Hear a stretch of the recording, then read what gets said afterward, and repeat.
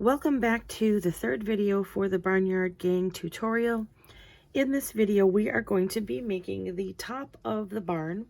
I just want to show you that it is being made from a number 4 worsted weight black yarn. It is actually, I love this yarn by Hobby Lobby, but I lost the wrapper for it a while ago. I'm also going to be using my number 7 4.5 millimeter hook, old trusty there. Whether you use safety pins or you use fancy little stitch markers, it doesn't make a difference, but you're going to want to have a couple on hand for this tutorial.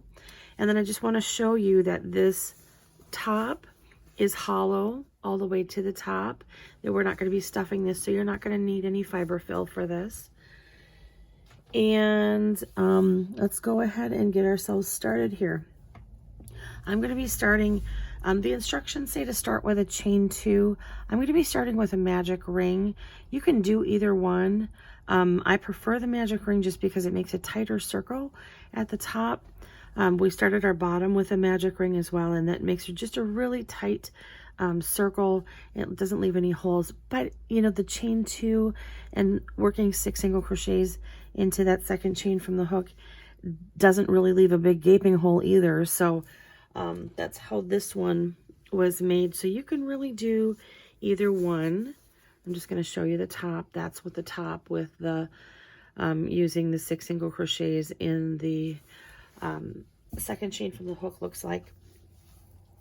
But I'm just going to show you a different technique. Otherwise, you can follow the instructions for the beginning portion of this. If you're not familiar with a magic ring, I start with kind of just laying it across my hand here, and then I loop it around 2 fingers, and then as I'm coming around, I just cross it over so that I'm creating a loop already. And then I go under this one and I get this one, so I'm actually twisting it around. See how that twisted? Now you're going to want to capture that so that it doesn't fall off or lose it. You're just going to want to hold that kind of snug for a moment. And then I always just stick an extra finger in there to give myself enough tension and enough space to work in. Now I chained 1 because we're going to be doing some single crochets. So I'm going to put 6 single crochets into that magic ring. And this is number 3, 4, 5, and 6. So here's the magic part of the magic ring. We're going to unloop everything and then pull on this little end here, and it tightens up that circle so that all you have is just that little teeny little twist there. And I know black is so hard to see on video, and I do apologize, but our top is black. I suppose we could go with a deep gray too if you wanted to. You could really do it in any colors you wanted. Barns are not always red, and they are not always red and black, so you can do anything you want. Now when you start working into this first single crochet, go ahead and put your hook in there. I'm going to be just holding this yarn in between my stitches as I'm working, and we're working in the round, so we are not going to be joining and chaining 1. We're just going to be working into the stitches as we go. So I'm putting that first single crochet into that first stitch, and I'm going to mark it right away so I do not lose it, because this little area is going to get really tight for a second or two, because we're just going to be putting a single crochet into each single crochet going around.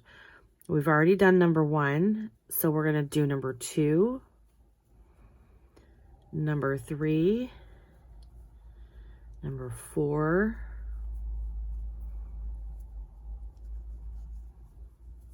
see, it gets a little bit snug here, number 5, and number 6. Now we want to punch this. You're going to want to squeeze that little circle up to the outside. You want this to be your outside. That's why I marked this stitch right away when I did. You can go another round if you want before pushing that forward, but either way, you need to be working so that this is the outside of your work. The next row, we're going to actually start increasing. We're still not joining and chaining 1, but we are going to increase. So in the next stitch, we're going to single crochet 1. You can move that up if you'd like, so that you're always keeping track of which stitch is the first in your row, especially if you're not real well versed at, clip your little thing, there we go, if you're not real well versed at working in the round. And like I said, I know black is such a hard color to see in this, so we're going to put 2 in the next. That's a total of 3 stitches. So we're going to put 1, and we're going to repeat that single crochet, 2 single crochets 2 more times. So that's 3 again, so that makes 6, and then there's 1, and then we're going to do 2 one more time, and then that'll be another 3, so that makes us 9 stitches. And at this point, I'm going to go ahead and clip off the remaining amount of that yarn that I worked into my work to secure it. Row 4 says we are going to single in each single going around. So you just 1, 2, 3, 4, 5, 6, 7, 8, and 9. And like I said, if you want to keep moving that stitch marker up, just move it into the first stitch of that row. And remember, when you're working in the round, the end of your row is always after your beginning stitch. It's always going to be to the right. That was something that confused me for a good time when I very first started working amigurumi and I started working in the round, was knowing how to count my rows. And the reason why I mark my first stitch is because it helps me. This is the row that I count. As long as I have finished up to the right hand side of this, I know I've completed that round. Otherwise, if I have stitches over here, I haven't completed it yet. All right, so we're going to continue on with round 5, and that one is single crochet into 2 singles and then 2 singles into the next. So we're going to go 1, 2, 3, and 4 in the same spot. 5,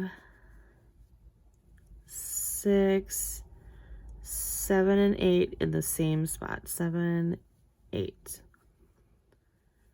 9, 10, 11, and 12 in the same spot. Okay, and just moving that stitch marker. Now you can do it when you first make your first stitch, or you can do it after you complete the round. It's completely up to you. I'm quite honestly, you'll get to the point where you can work multiple rows before you feel the need to move your stitch marker to mark your first stitch, just because you're going to be so used to doing it. All right, so we're going to do round 6, which is just single in each. So we're just doing 12 single crochets. So 3, 4, 5, 6, 7, 8, 9, 10, 11, and 12. All right, row 7 is another increase row. Oops, I was off by 1. Let me just make sure I have 12 here. 1, 2, 3, 4, 5, 6, 7, 8, 9, 10, 11, 12. Yep, okay. All right, so round 7 is going to be single crochet into 3 and then put an increase, which is 2 singles in the same stitch. 1, 2, 3. All right, I'm going to pause real quick. I'm going to move my stitch marker up to that first of the 3 and then do my increase, which is 2 singles in the same spot. And then 1, 2, 3, and increase. And 1,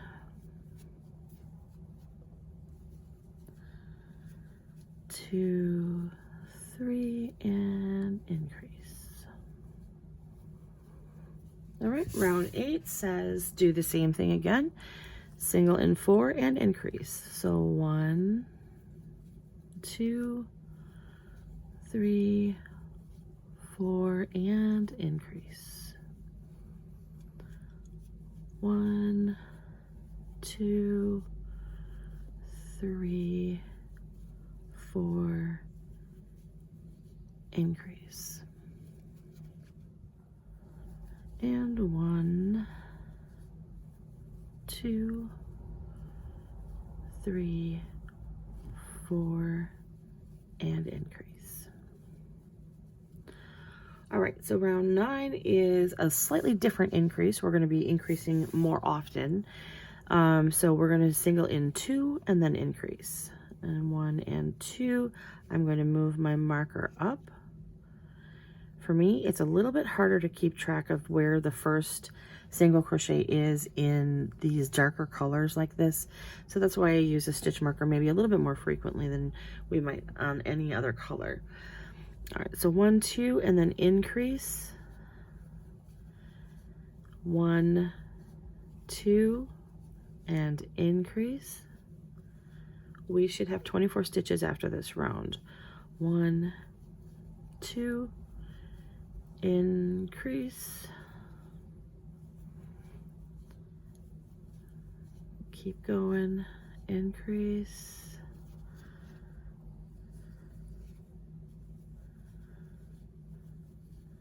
2, increase. We should have exactly the right amount of stitches left over. 1, 2, and increase. Yes, we do. All right, let's go ahead and take a moment and count our work. 1, 2, 3, 4, 5, 6, 7, 8, 9, 10, 11, 12, 13, 14, 15, 16, 17, 18, 19, 20, 21, 22, 23, and 24. All right, good work. Now we are going to, according to the instructions on row 10, it says to repeat round 9. And we're going to end up with 32 stitches at the end of this one. So round 9 was to single crochet in 2 and then increase. So we're doing that again. So 1, 2, and increase. 1 and 2 and increase.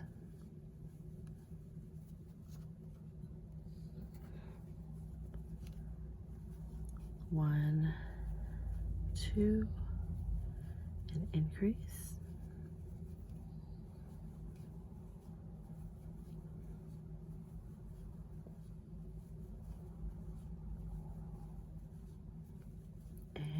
'Increase. I know these rounds start to get a little bit long after a while. 1, 2, and increase.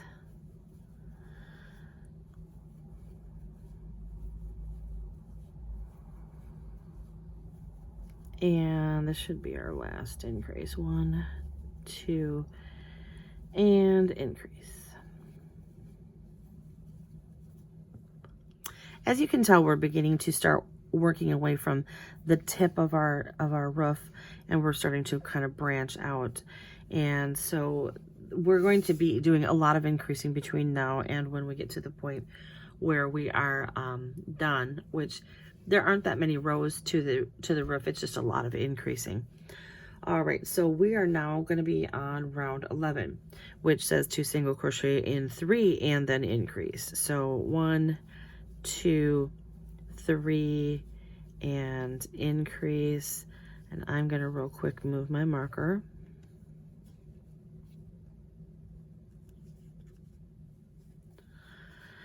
And then let's keep doing that around. 1, 2, 3, and increase. All right, you keep doing that all the way around. We should have 40 stitches at the end of this. All right, if you have completed round 11, then you should have 40 stitches, and it should start looking a little bit like a witch's hat. And on round 12, we're going to be repeating round 11, which is to single crochet in 3 and then do an increase.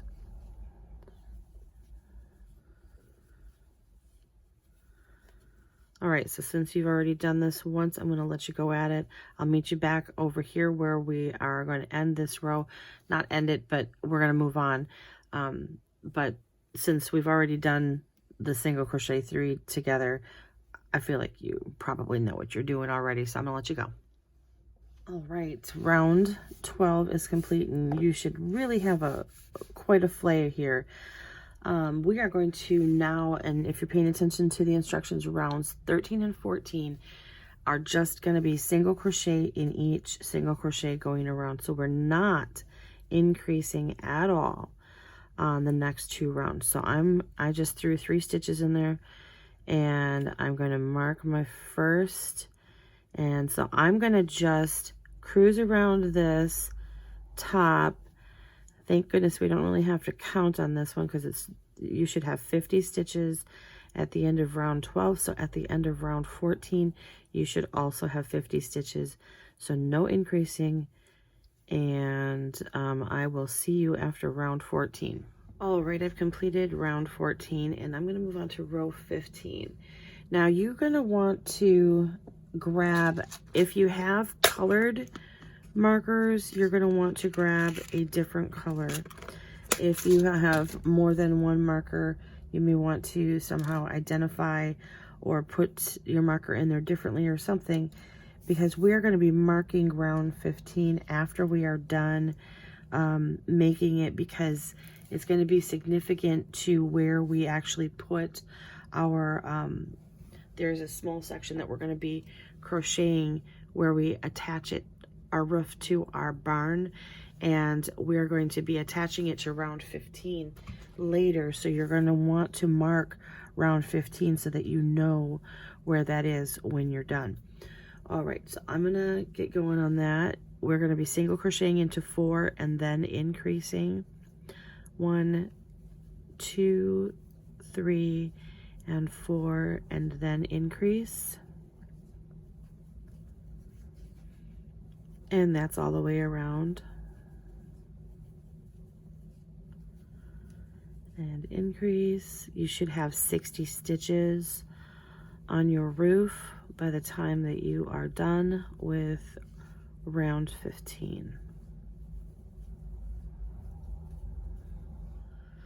Alrighty, so I've completed row 15, and I had a thought as I was going along on this, because I've put this thing together so many times in my life, and it never occurred to me before, but I'm going to actually mark it with more than one stitch marker.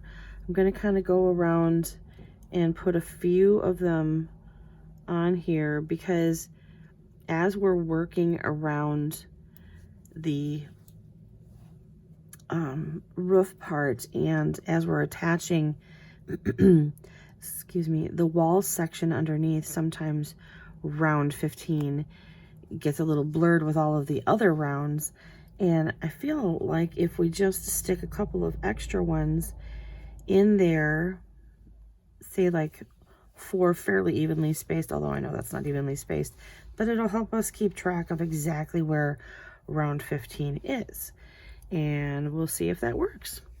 All right, so round 16 says single crochet in 5 and then put 2 into the next. So 1, 2, 3, 4, 5, increase into the next. I'm going to go ahead and move my marker. So I'm still going to use that one that continues to move forward as I go. But these 4 are going to remain on round 15. 1, 2, 3, 4, 5. And just make sure that whatever you're using to mark your stitches is not something that's going to get really in your way as you're working your stitches going around. Try to keep it something flat, like a safety pin or one of these markers that's easily movable. All right, so I am going to let you finish this round. I'll be back for round 17 and 18, which again is going to be just single crocheting into each single crochet. All right, 16 is complete. I am going to move on to 17 and 18. The next 2 rows are going to be single crochet in each stitch around. I'm not going to do both rows with you. I'm just going to mark the beginning of round 17, and I will see you at the end of round 18. Okay, round 18 is done. You should have 70 single crochets going all the way around. Your roof should look kind of domey at this point. And we are going to move on to round 19. Now this is the last of the rounds that we're going to do on the top here. The next round that we're going to do is going to be working from underneath, but I'll show you how to do that. So round 19 is to single crochet into 6 and then to increase. So I've got 4, 5, and 6 here. 2 single into the next, and then just continue that around. 2, 3, 4,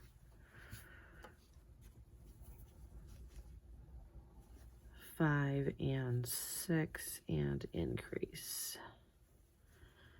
Now go ahead, once you get over here to your first single crochet, go ahead and snip off and tuck in your ends, or even if you don't tuck in your ends, it's not a big deal, but go ahead and snip it off after you complete round 19, and I'll be back. At the end of round 19, go ahead and slip stitch to the first stitch. This is the one and only time that we're going to be doing that, and pull through. That'll end your roof, and then once you tuck your end in, you can kind of even that out. Now we're going to be working in, I'm going to remove this one because I don't want it to be a confusing stitch marker, because these are the only 4 that we care about anymore. I want you to find one of your stitch markers, and this, the meat of the stitch is right here, but what we want to actually be working around is the post of this stitch, which is going to be right above the meat of it, if you can see what I'm talking about. So I want you to actually go like this, okay? And we are going to join around that post. We're going to slip stitch, and then we are going to single crochet around that same post. This needs to be where this part of this is facing you, but you're actually working on the underneath part. The reason being is because we want our stitches to have the right side out when we attach this to the barn. If you go at it from this angle and go around, it will, if we go at it from this angle, you'll end up with the back side of your stitches facing out. So we want right side facing out. Now, when we look at this from the back side of our work, you can see where I put my stitch around that post. Well, the very next post is right there. You can kind of see it where that little line is. All right, and if you need to, you can go ahead and move your markers so that you're looking at the stitches differently from the back side. But I just want you to go around each post in line with the post that we started with, and that is going to be round 15. I'm just taking the next post in line. Okay, so it doesn't have to be real confusing. Just next post in line. And like I said, I am so sorry that this is so hard to see with the black.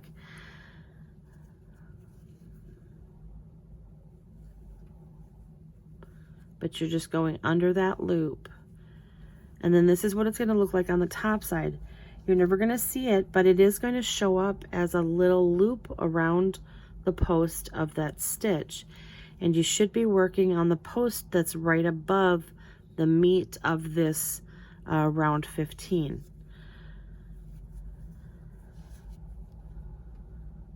And when this is in front of you, you should be able to see, I know this is a little bit cruddy on the video, but when you have it in front of you, you should be able to see where each of the posts of this line up. All right, so I want you to continue working the posts all the way around, and you will join with this first stitch over here. We are going to be joining these rows as we go for this section. So we're not going to be working in the round on this section. We will join each and every row. All right, I'll meet you back over here when I am done working the posts of row 15.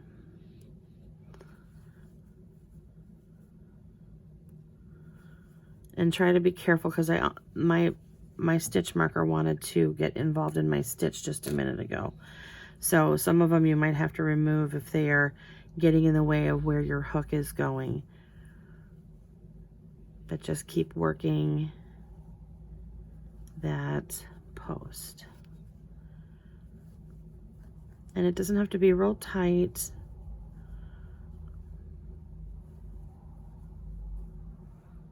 All right, see you at the end of this row.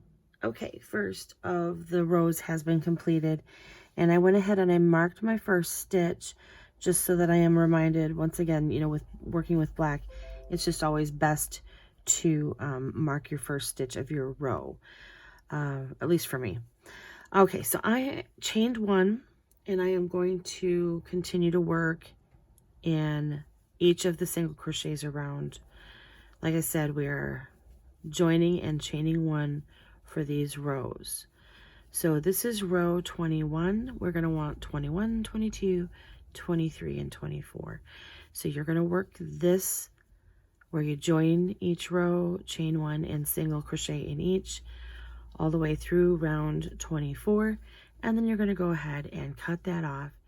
Alrighty, here we go. We are at the end of round 24. I'm slip stitching to my first stitch, and now I want you to leave a long piece. Okay, a nice long piece for sewing this onto the barn. Now, don't sew this onto the barn yet. You are going to want to wait, because we are going to first, in the next couple, in the next video, we are going to be working on all the little pieces that get sewn on here. We're going to work on the door, we're going to work on the little haymow door, and we're going to work on the fence posts and the fencing that goes on here. The reason why you want to wait to put this top on is because when we put the fence posts in place, and when we put the boards in between the fence posts, you are going to want to have the ability to get your hand inside of your barn so that you can hold it and manipulate it. All right, otherwise it's going to be just a nightmare to work on. Trust me, I did it the wrong way the first time I made it. So I hope you're happy with your roof, and it is going to fit on top of your barn like so. We're going to sew it on there later, like I said, and that will be part of our instructions when we are assembling everything together. All right, I will see you in the next video. Like I said, next video we are going to be making doors. We're going to make the handle. We're going to make the fence posts, so make sure you've got more red and some white to work with. And let's see, I don't think there's anything else that you need other than you'll need a needle to sew everything together. All right, I'll see you at the next video.